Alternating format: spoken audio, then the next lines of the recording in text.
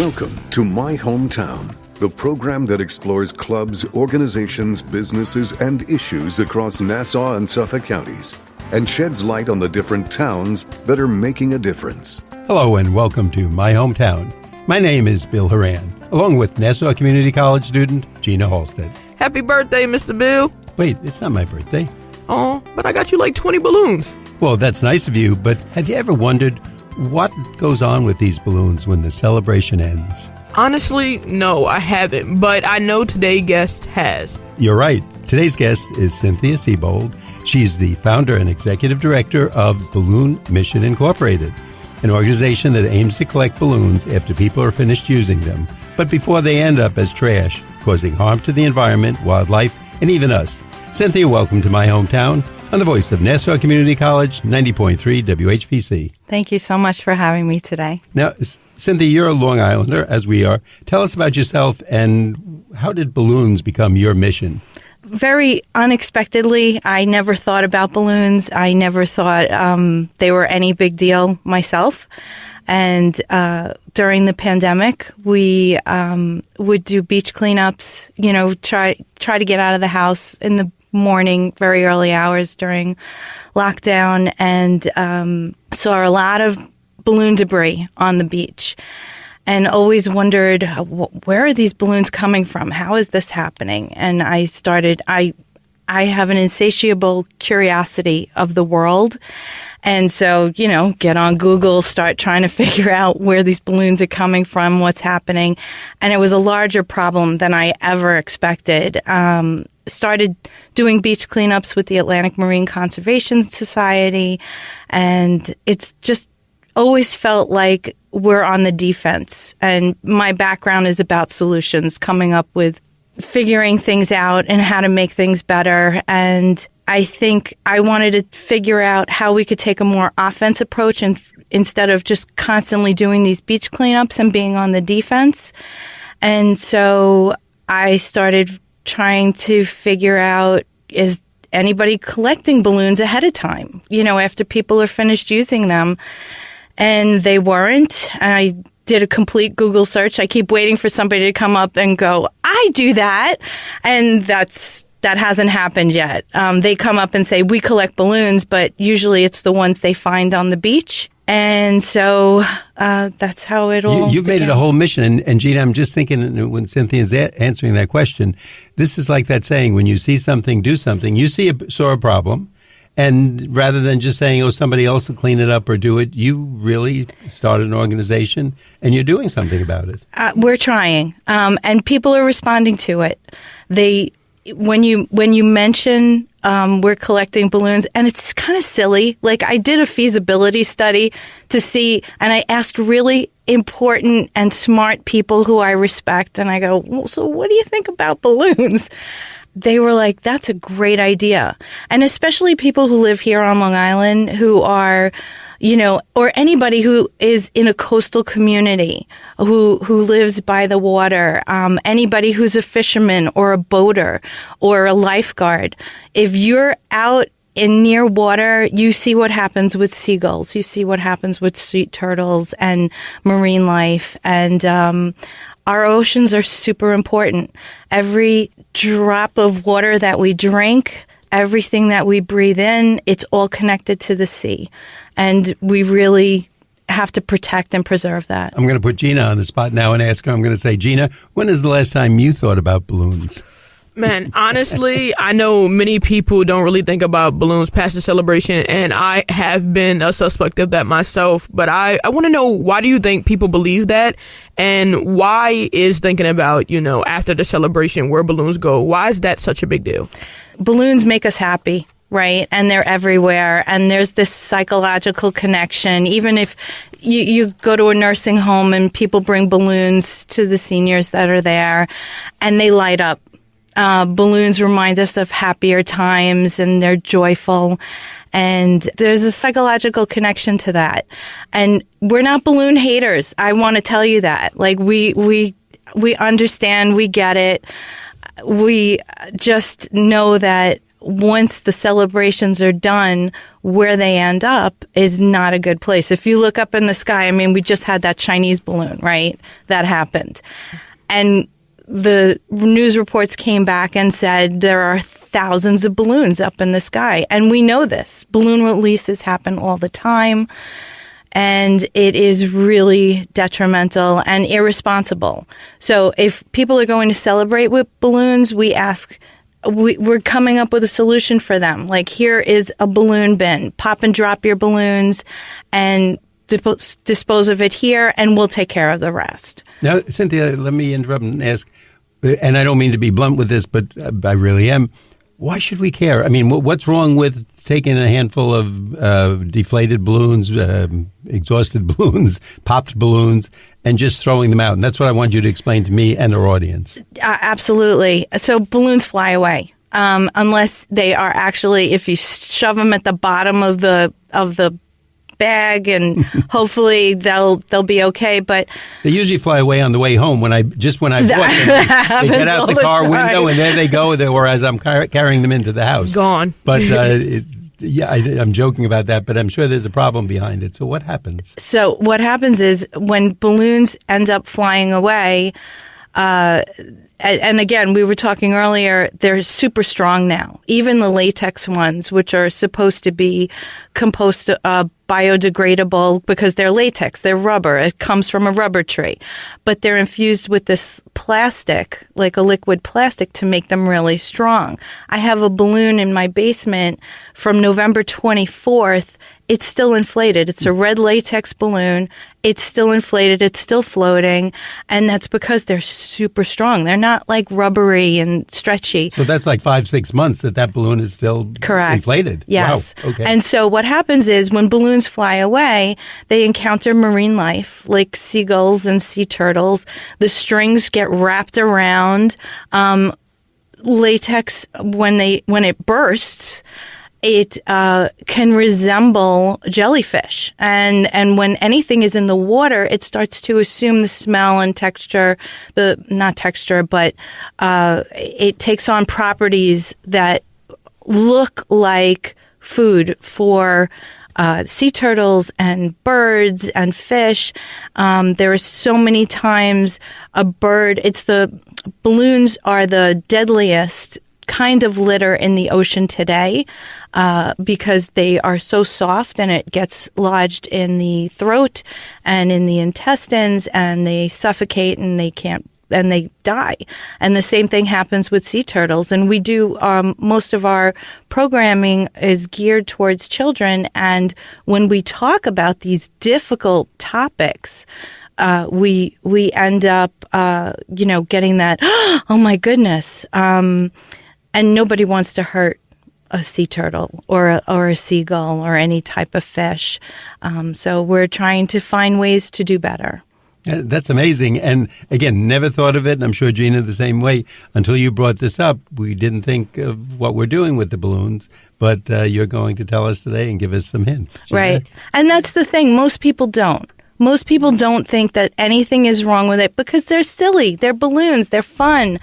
And so when you're celebrating, we're trying to raise awareness about that. And giving people an option to do better. But just like you said, you couldn't have stated it any better. Being someone who's very, very adamant about balloons for any celebration, whether you're giving them to someone when they're, in recovery, so getting well, or celebrating a birthday. And you didn't think that's something that, like you said, that psychological effect of being so happy can be so deadly at the same time. But I remember you told us that you had a 20-year career in the commercial insurance industry. And I'm just curious as to what made you pivot from underwriting large accounts to forming an environmental nonprofit organization. It wasn't something that came naturally because, I'm a very practical person. I would never have thought of, I'm not an environmentalist. I'm not, I don't have a background in anything. I'm just a caring citizen of the planet and I see what's happening with the planet. We had some personal tragedies that happened at the beginning of COVID. I had my own brush with death, and this is my second go round with it. And I really felt like, okay, well, this is it. Whatever days left I have on the planet, I want them to count. I want to make a difference. I want to give back in some way. And it took me a little while to figure that out. And like the universe kind of, and this might be a little, nutty, but the universe was kind of pushing me in these directions, and it happened so organically and easily. And the more people I talked to about this, the more it seemed like, well, this is my path. And if I can do, and, because we all know that the planet is not doing well. And there is so many little things that make it sick. And this is just one little tiny thing, balloons. And it's, again, so silly. So we are on this balloon mission. And one of the beautiful things that's kind of evolved from this is as we've gone to the schools and done our programs, and we've messaged to over 8,000 students, and then the faculty, and people are so on board with this. And I don't know if it's a Long Island thing. I don't think it is, because my web designer had really encouraged me to get on social media and do Instagram. We have made connections with people in Bustleton, Australia, Ontario, Canada, another location in Canada, I can't remember the name, but all around the country, that we have these Instagram followers and people who I'm now working with. In Ontario, she's doing a library program and using our materials, and we'll be doing the same in Australia. And so for whatever it's worth with social media and how everybody is always like, it's the worst thing ever, it actually brings the world together that you wouldn't normally have. Yes, I think social media can be a very positive outlet, like you just said, to connect and network and branch out to multiple parts of the world. I just think we as humans use it entirely wrong, like a wrong way. Instead of using it for the positive things, we tend to kind of steer towards the negative. But I know that Balloon Mission Inc. is a nonprofit organization. So how much of your own money have you invested in this project? And if there's someone like me or like Mr. Bill who wants to donate, how can we help, and what do you guys take and what do you need? Oh my gosh, that's a great question. I've invested a lot of money into this. Too much money, almost $20,000 so far. And I have 2 kids in school, and, I went from a lucrative career in underwriting, and now I'm doing this and giving back, and it's been a struggle. It's been a struggle, and I actually took a grant writing class with Adelphi University because I'm aware of where my gaps are and where I need to shore them up and make sure I have this business background. I'm used to looking at very large problems and coming up with macro solutions, and this is how I'm working on this infrastructure. And we need donations. We need money. We need it for the raising awareness and the supplies in our balloon bins. We need it for just getting that message out and promoting it, and some of the traveling that we're doing. And we don't charge for our programs when we go into the schools and do our assemblies. But the crafts that we do a little tote bag where kids design their own little balloon collection tote bag. And cool. I love that. Thank you. We're trying to come up with these concepts where kids take a pledge and they're doing things that are more responsible and raising awareness, not just on balloons, but on consumption and litter and recycling and rethinking. Do I really need this, or do I want this? Because we have to reduce our litter consumption. That's like number one. And part of the balloon mission is getting that message across as well. Beautiful. I think it's very important that people have these different alternatives to kind of just help our world.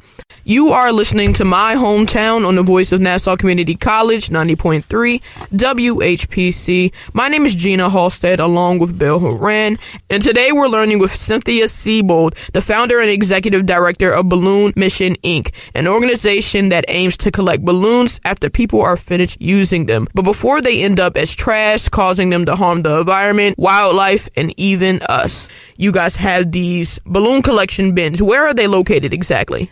They're located right now. We have over 24 bins. And, in such a short time, we've done so much. And to have these 24 bins set up, they're in, we have them in 4 elementary schools, and we're in the North Merrick Elementary School District and 1 in South Merrick.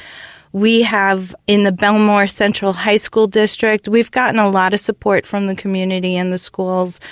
So we're in the high schools, we're in the middle schools, we're in the MAPS, the Meadowbrook Alternative Program. We've been asked to come to Belmore Elementary School, Northport. The word is getting out. I'm just thinking what a smart idea putting them in the schools, because naturally schools, especially the lower schools, how do we celebrate everything? We certainly don't want candles. That's a little more dangerous. Right. But the balloons, we put that, the cheerleaders put them up. The big games, we have balloons. Absolutely. If it's a festive event, an award ceremony, almost everything. And to put the bins in the school, that's great. Yes. You have your moving up ceremonies, your graduations, your promposals, every big event now. I mean, balloons are so cheap and they're so big and they've become so creative.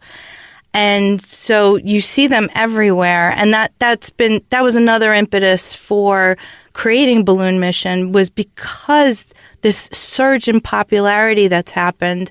There was a New York Times article that came out in 2021 about how this surge in popularity has happened. And they're going to just continue to grow and be big. Cynthia, let me ask you, as you're answering these questions, and Gina, you can chime in, I say honestly this as being one of those segments on 60 Minutes that we all watch. No, seriously, how you went from insurance executive in a long-time career to doing this. And it's just one of those interesting things. And aside from everything else, you have the coolest hat and outfit representing, not by fashion, but representing your organization. So I don't know if people get one of those if they join, but that's a reason to be part of it right off the bat. Well, we could sell them. now, let me ask you, so people are listening and they hear this today, or a mom or a dad or a student, how do they get involved? Is there a website? Do they call you? Do they just pop up and hang around the bins? So we invested money to have a really professional website. And Island Web Designs did an amazing job putting this together. They even, because they themselves, Jackie and Mark Rothstein, they have been such a light for me, and they were like, this is something really important, and we're going to make this really great for you.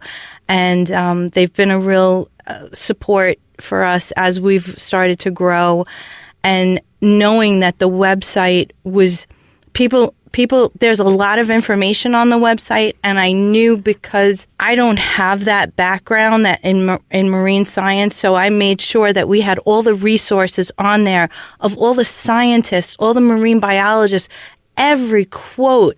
My resource list is so extensive because I need to show credibility and legitimacy that this is a real problem. I'm not just somebody from Merrick who's going, hey, balloons, they stink, and they don't.